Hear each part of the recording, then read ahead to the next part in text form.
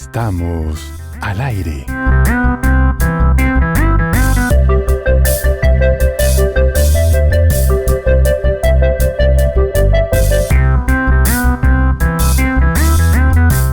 Hola amigos y amigas. Hoy tendremos una breve crónica sobre cómo se enterraban y se siguen enterrando los capos, los duros de la mafia en Colombia. Y una selección de cuentos que espero sean de su agrado. Bienvenidos.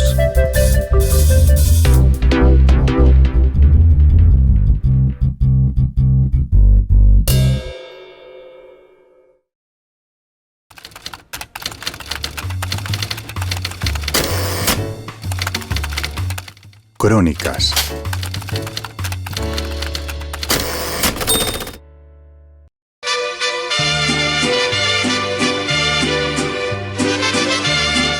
Lo despidieron con mariachis, de Orlando Gamboa.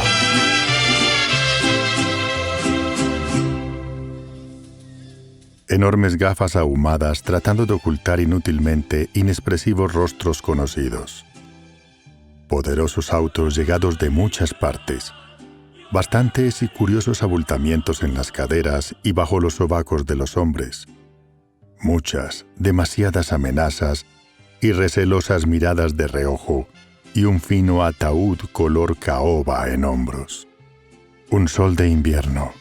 Gritos, vivas, mueras, desmayos y mariachis y abundantes flores de todos los colores y fragancias enmarcaron el sepelio de Jaime Caicedo Caicedo, el hombre para unos, don Jaime para otros, el grillo para todos. En hombros de sudorosos y prepotentes muchachos de barriada, codeándose con figuras masculinas empaquetadas en costosos y modernos trajes, bien cortados, el ataúd llegó al cementerio metropolitano 3 horas largas después de salir de una agencia fúnebre del sur. La enorme caravana recorrió la ciudad por todo el centro y cruzó por los lugares que frecuentó el legendario hombre muerto de 10 balazos, y en todos esos sitios recibió su despedida. En el cabaret donde murió a manos de un joven oficial de la policía, un grupo de mariachis tocó a todo pulmón en medio de una ensordecedora algarabía y frente a un gigantesco trancón de carros parados a la fuerza por corpulentos hombres de severos rostros. En otras partes, la despedida fue más silenciosa, menos elocuente, pero igual de espontánea y lacrimógena. Fueron 3 horas de recorrido, 3 horas durante las cuales el delito organizado hizo una tregua para lucir sus autos, sus joyas, sus hombres, sus mujeres, sus encantos. 3 horas de lenta marcha detrás de el hombre muerto, en medio de pitazos, palabrotas, llanto y juramentos de venganza y de castigo. En el cementerio, y desde temprana hora, una muchedumbre en la que había de todo, hasta gente decente, esperó impaciente y acalorada la llegada del cadáver. En la calle, los transeúntes miraban el desfile sin hacer comentarios en voz alta, y los policías, coincidencialmente, buscaban los portales y observaban desde lejos, también sin hacer demasiados comentarios. En bicicletas, en ruidosas motos, a pie, en silenciosos y veloces carros de poderosas máquinas, en camiones, en buses, la gente avanzó perezosamente hasta el cementerio. Vestida de blanco, con una hermosa pulsera dorada en su muñeca derecha, con una cartera amarilla de piel y zapatos del mismo material, y con el rostro tranquilo, Jenny de Caicedo no lloró. Sus hijos sí, y hasta se desmayaron sobre el catafalco, al pie del hoyo y en plena baraúnda.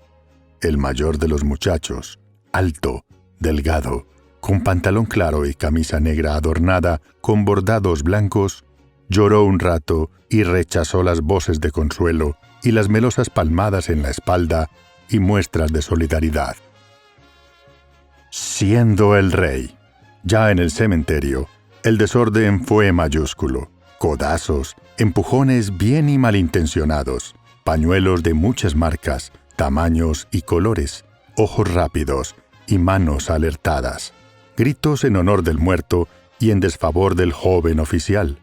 Coros de voces roncas cantando ¡Venganza! ¡Venganza! ¡Venganza! Mariachis bien afinados pero arrítmicos y desmayos, demasiados desmayos, algunos de verdad. Alguien, con camisa a cuadros y una botella de aguardiente en el bolsillo, con los ojos rojos y las pupilas dilatadas, llegó hasta la fosa a trompicones y gritó a silencio. Todos callaron y el hombre comenzó. «Don Jaime, aquí estamos casi todos. Esté usted tranquilo. Aquí estamos quienes lo quisimos. Mejor dicho, quienes lo queremos. No se preocupe, don Jaime». Y lloró de verdad. Entonces, aquel muchacho de blue jeans llegó a la carrera delante de 3 gigantones, lanzó un «¡Viva don Jaime!» y todos contestaron fuerte «¡Que viva! ¡Abajo el asesino!». Volvió a gritar, y el estrepitoso coro respondió al instante «¡Muera!». Luego todos, como al compás de una mano invisible, dijeron, repitiendo innumerables veces «¡Castigo! ¡Venganza!». El turno fue para el grupo de mariachis, y ya el cajón estaba cerca de la sepultura.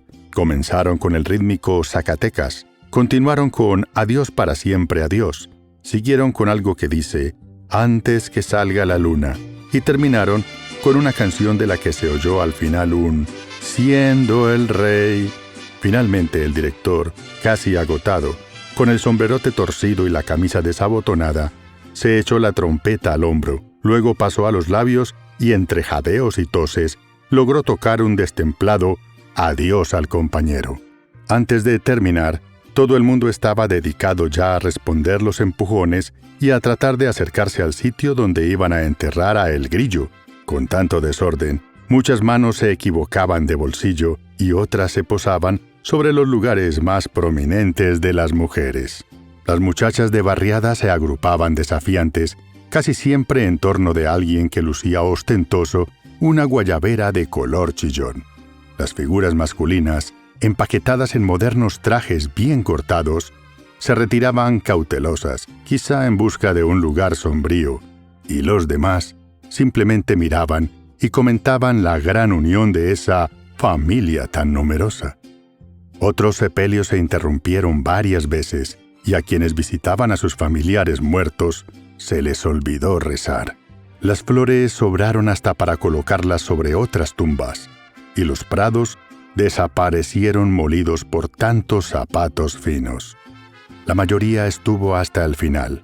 Otros, los de las enormes gafas ahumadas y rostros conocidos, salieron en busca de sus carros y partieron raudos en grupos de 4 o 5. Hacia las 2 de la tarde, aún quedaban dolientes en el cementerio y todavía se escuchaban las roncas voces de los hombres hablando de venganzas y castigos y de que «¿Ahora la vaina cómo será? ¿Ah?», y otras cosas relacionadas con negocios.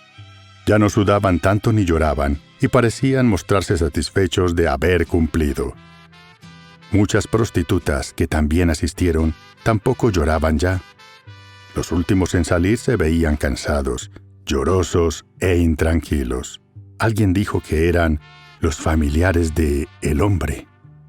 La multitud hacía rato había desaparecido, encaramada sobre rugientes automóviles con rumbos diferentes, y de los mariachis no quedaba sino el que buscaba con afán su sombrerote.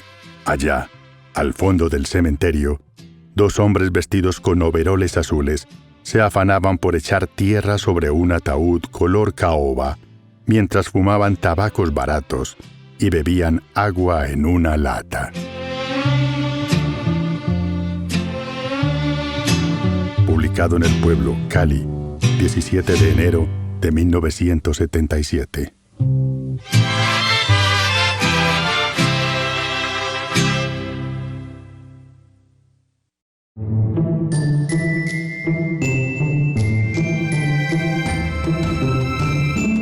Cuentos.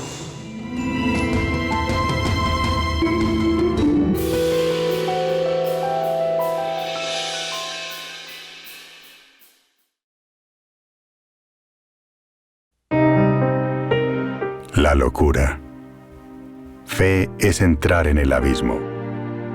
San Juan de la Cruz. Locura maluca. Sumergirse en la totalidad dividido. Locura cuerda.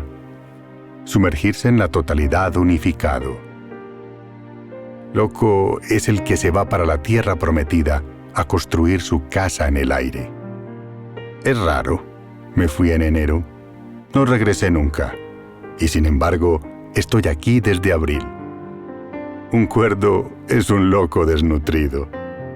Buena prensa será la que muestre la locura existente en la cordura de la sociedad que informa. Esquizofrenias de Luis Enrique Mejía.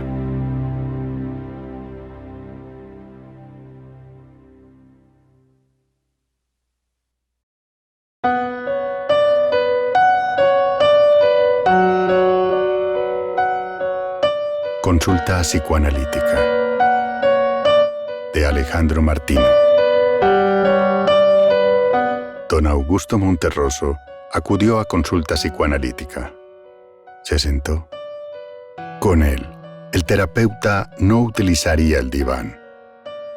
Y verdaderamente estremecido, dijo: Cuando desperté, el dinosaurio todavía estaba allí. Hizo silencio. Ajá, exclamó el terapeuta. ¿Qué asocia usted con dinosaurio? No hubo respuesta. Dígame, don Augusto, ¿este dinosaurio avasallante le hizo recordar a su padre? Nada. ¿Acaso vio en él a su madre, la tan deseada y para usted prohibida? Nada. ¿Será tal vez la referencia social a un pasado oscuro y a su futuro incierto? Nada. Terminó la sesión. A la semana siguiente, don Augusto Monterroso repitió, consternado y como toda explicación, su frase. Cuando desperté, el dinosaurio todavía estaba allí. El terapeuta, habiéndose ilustrado durante la semana, agregó triunfante.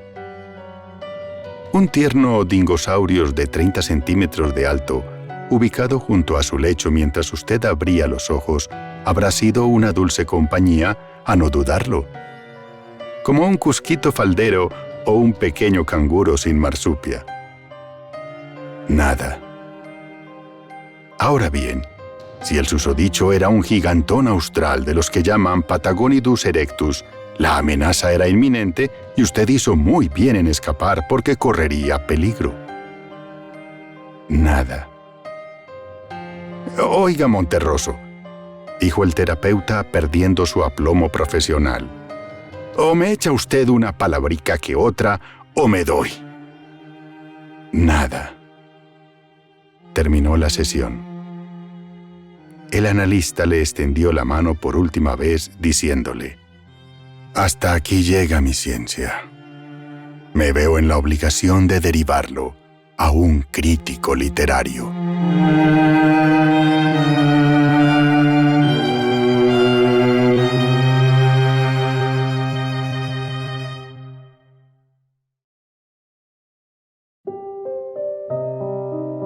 Servicio de Álvaro Nicolás Urrejola Riveros.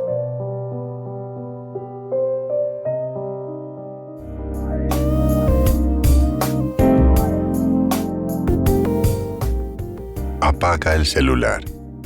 Acostado y mirándose en el techo de espejo, se desata la corbata y enciende un cigarrillo.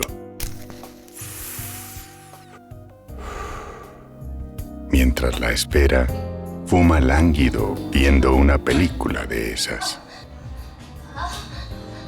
Cuando llega, la morena exige su dinero y se saca la ropa. A la pregunta de si su servicio es completo, ella responde coqueta: Lo que quiera, papito.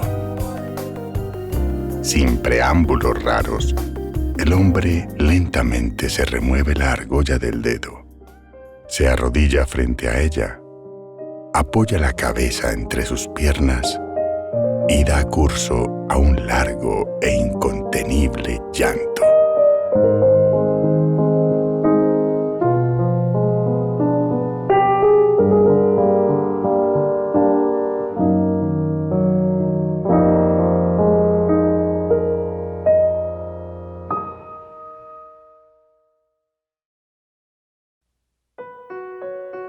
Prólogo 4. ¿Cómo cayó usted en un asunto tan loco? No caí, me empujaron. ¿Quién? Debió ser el otro. ¿El otro? Sí, el número 2 de 1. ¿Y usted lo aceptó? Ego, al principio no. De hecho, mientras caía manoteé bastante. Luego, cuando vi que no volaba, me dejé caer. ¿Caer dónde? En el mismo punto donde cayó Alicia, justo al lado de la puertecita parlante que abría el camino al País de las Maravillas. ¿Se dio muy duro? Me dio muy duro. Igual que Alicia, me puse a llorar, y como ella, paré de hacerlo cuando noté que me iba a ahogar en mis propias lágrimas en lugar de desahogarme con ellas. Una razón muy técnica para dejar de llorar. No todo lo del ego es ordinario. Y dígame, además de llorar, ¿cuáles eran sus otras opciones? Nostalgia y autocompasión por la realidad perdida y la pérdida de realidad o cruzar la puertecita habladora. ¿Qué decidió? Cruzar porque, si bien Ego estaba aterrorizado, no por ello dejaba de comprender que la situación carecía de reversa. Imagínese que desde donde estaba, la vieja realidad se veía a través de un vidrio. Parecía una pecera, muchos peces boquiabiertos. Ego me puse a pensar, con una pincelada de uvas verdes, que de todas maneras, en la vieja realidad, Ego no iba para ninguna parte. Allí mi vida se repetía todos los días, siempre los mismos cuentos. La cotidianidad, le decían. Era como el impuesto del tedio. Pague con aburrimiento su derecho a ser un fiel cumplidor del deber.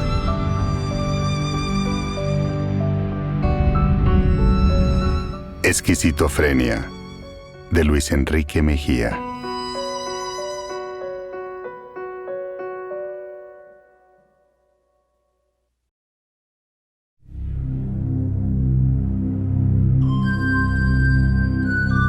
Indigna continuación de un cuento de Monterroso, de Marcelo Báez.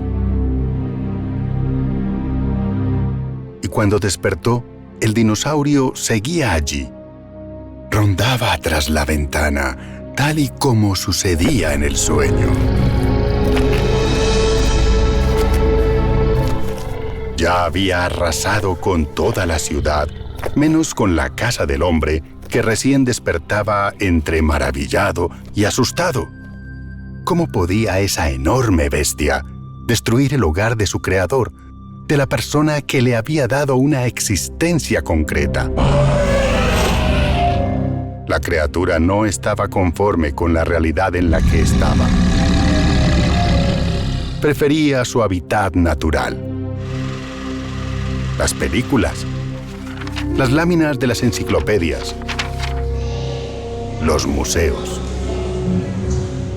Prefería ese reino donde los demás contemplaban y él se dejaba estar, ser, soñar.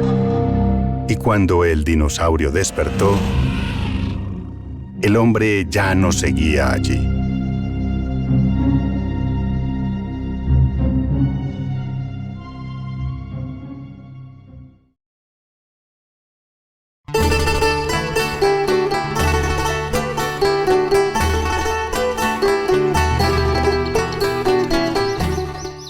Epitafio de una perra de casa, de Petronio, escritor latino de principios del siglo I, muerto en el año 66. La Galia me vio nacer. La Conca me dio en nombre de su fecundo manantial, nombre que yo merecía por mi belleza. Sabía correr sin ningún temor a través de los más espesos bosques y perseguir por las colinas al erizado jabalí. Nunca las sólidas ataduras cautivaron mi libertad. Nunca mi cuerpo, blanco como la nieve, fue marcado por la huella de los golpes. Descansaba cómodamente, en el regazo de mi dueño o de mi dueña, y mi cuerpo fatigado dormía en un lecho que me habían preparado amorosamente. Aunque sin el don de la palabra, sabía hacerme comprender mejor que ningún otro de mis semejantes. Y sin embargo, ninguna persona temió mis ladridos. Madre desdichada, la muerte me alcanzó al dar a luz a mis hijos. Y ahora, un estrecho mármol cubre la tierra en donde descanso.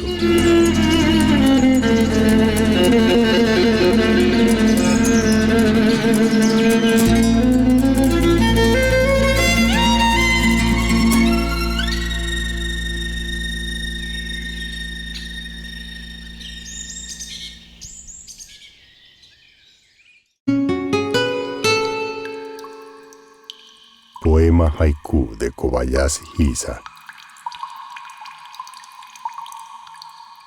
La noche es larga.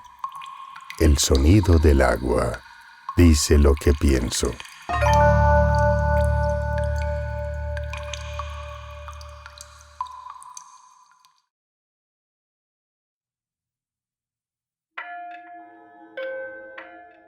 Poema haiku de Kobayashi Hisa. Silencio. Una hoja se hunde en el agua clara.